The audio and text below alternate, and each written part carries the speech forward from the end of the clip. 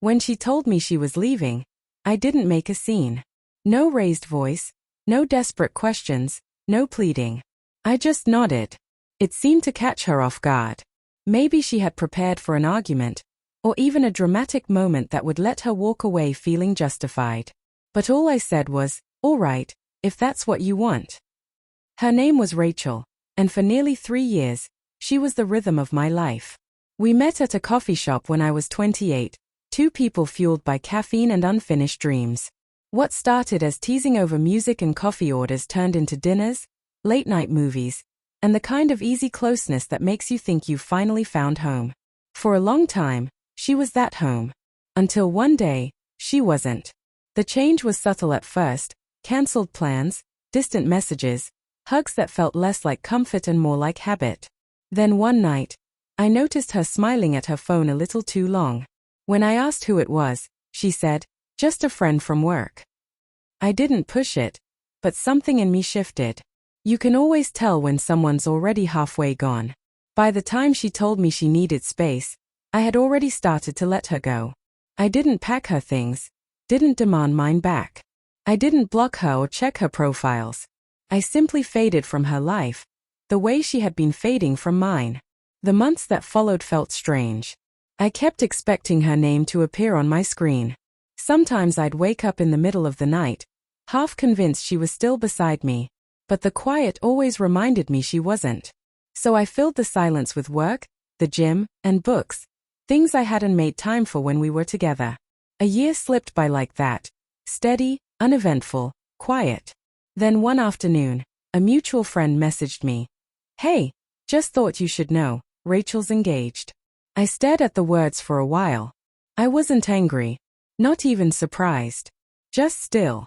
It turned out she was marrying that same friend from work. That night, I poured a drink and sat on the balcony, watching the city move beneath me.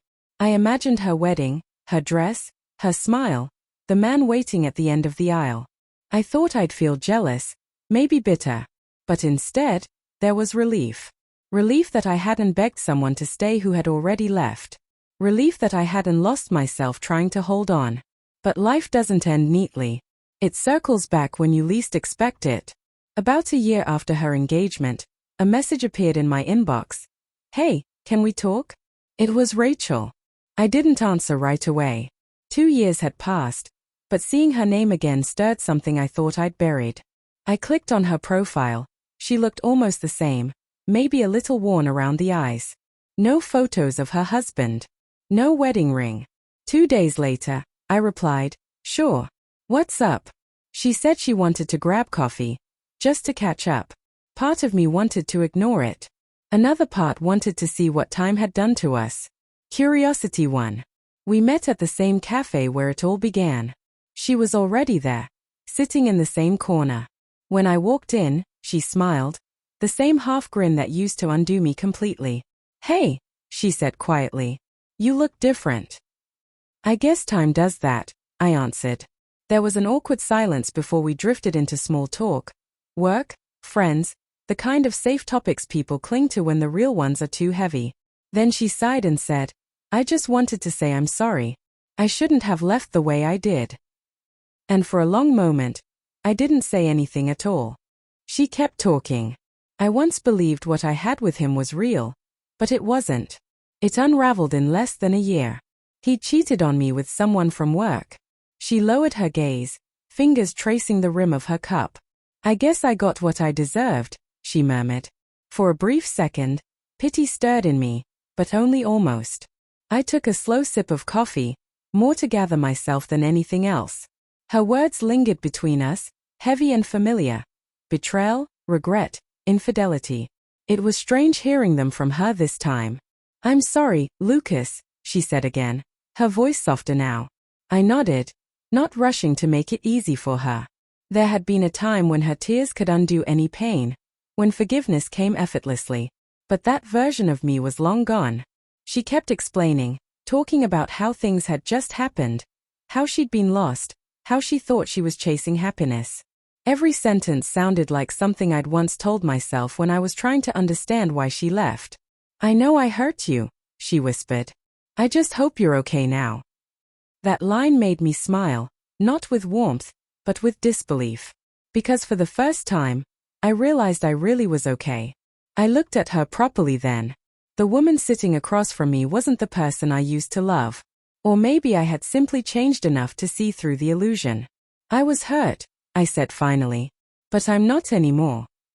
She blinked, maybe hoping I'd say more, that I'd open a door for her to step back into my life.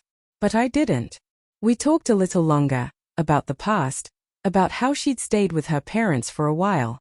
She told me she'd been thinking about us, that she realized I had treated her better than she deserved. When I stood to leave, she reached out, her fingers brushing mine. Maybe we could try again, she said, her voice trembling just a bit. I hesitated, looking down at her hand. Once, I would have taken it without a second thought. But the silence between us said enough. I think we already ended where we were meant to, I said. Her eyes filled with tears. You really won't even try? I did, I replied. Back when it still mattered. I left her there in that cafe, surrounded by memories of something that used to be love. As I stepped out into the cool evening air, I felt a calm I hadn't known I needed.